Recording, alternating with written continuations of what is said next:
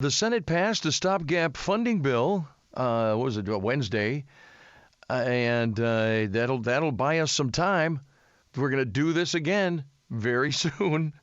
Joining us now to analyze this, political science professor at Tarleton State University, Dr. Nathan Cogley. The man knows his money. I bet your checkbook is balanced every month, isn't it, Doctor? I got everything on auto pay now, so no problem. Hey, we're going to do this all again. We've been doing this. This is almost a monthly thing now, or at least a couple of months, and then we got to do it all again, don't we?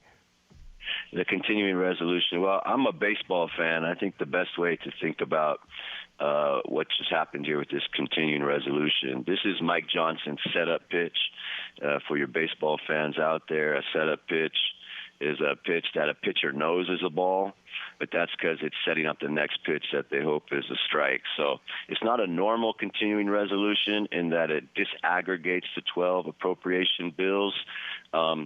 We have this idea of an omnibus where all the appropriation bills are done at once, and this breaks that cycle, and it's going to set out the 4 appropriation bills that he thinks he's most likely to be able to get his Republican conference around, and targets them for a January 19th date when they'll be back with energy, and leaves the other 8 more challenging bills till February 2nd. So this is Mike Johnson intentionally throwing a ball here to try to set himself up to throw a strike next time. I love that analogy. I wanted to be in your class. I would have understood the economy way better. Holy cow. You'd be one so of these my bills, best students, Mike, I'm sure. I bet I would have. I'd have brought you an apple. Okay, so hey, these bills, this is what I was reading yesterday. Is agriculture in there. You got your Veterans Affairs. What are we looking at? Yeah, there's the Agricultural Rural Development Bill, the Energy Water Development Bill, the Military Construction Veteran Affairs Bill, and then the Transportation Housing Urban Development Bill. It notably leaves out the more difficult one of defense. So, he's targeting the 4. He's got a very difficult conference. As you know, he's selected with a very slim majority, and not all Republicans are really that fiscally conservative when it comes down to actually voting in D.C. So he's got his challenge here. I think he's targeted the 4 appropriation bills he thinks he can get them to agree to something on, and he's carved out some time to do it. It's like the inside high fastball to back the hitter off the plate. He's going to target a slider on the outside corner here. Man, did you play baseball? You should have. I still play baseball. 46. Really? I got a 40 and over team. Absolutely. I can't play softball. It bores me to death. Nah, come on. Give me the hard ball. Throw it. Throw me some heat. What's your average?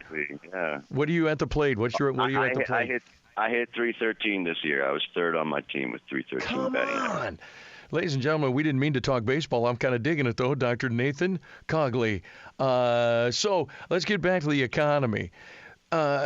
It seems like Mike Johnson has slipped into the speaker's role pretty well. I think just on the outside looking in, he's standing up where he needs to stand up. I think he's compromising where he needs to, at least a little. I mean, I think he's doing. What's the overall feeling on him? Do we have poll numbers on him?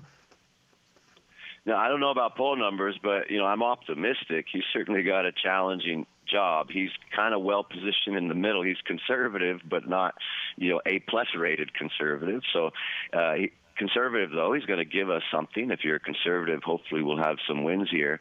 And he also has a good reputation in the conference. He's personable, and he's developed good relationships over time. And, he seems to be methodological here. Of course, he's new, and I would like to see him throw the second strike. I mean, that's the big question, right? I mean, is this setup pitch going to work? Is he going to be able to deliver on these 4 appropriation bills and actually force the Senate hand, actually say, no, the House is going to dictate spending on these 4 appropriation bills, and the Senate can take what we've produced?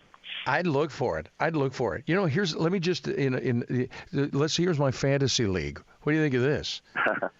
Donald Trump, the Republican front runner by far. What if he goes to Mike Johnson and says, hey, I know you're the new House Speaker. How'd you like to be my vice presidential? Could he do that?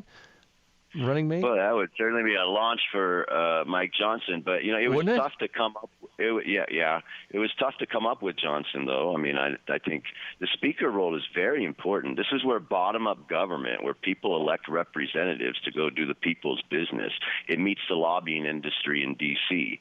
With the military-industrial complex and the contractors, and they're also very interested in who's going to be speaker and set that agenda in the House. So to actually, if we like this speaker, this is a special thing, because I'm not really a fan of the previous Republican speakers.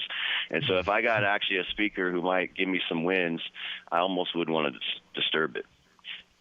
Dr. Nathan Cogley, I'm putting you in the front of the Rolodex. Yes, I still have one. Although with a C, you're saying, yeah, you're kind of toward the front anyway. You hit a home run today, man. I like it. Oh, man, you're so good to me. Thank you. Come on. I didn't hit any home runs this season. They were all singles, so I'm glad to hit a home run on your show. Heck yeah, home run on this show, and I'm buying you a corn dog out of the stands.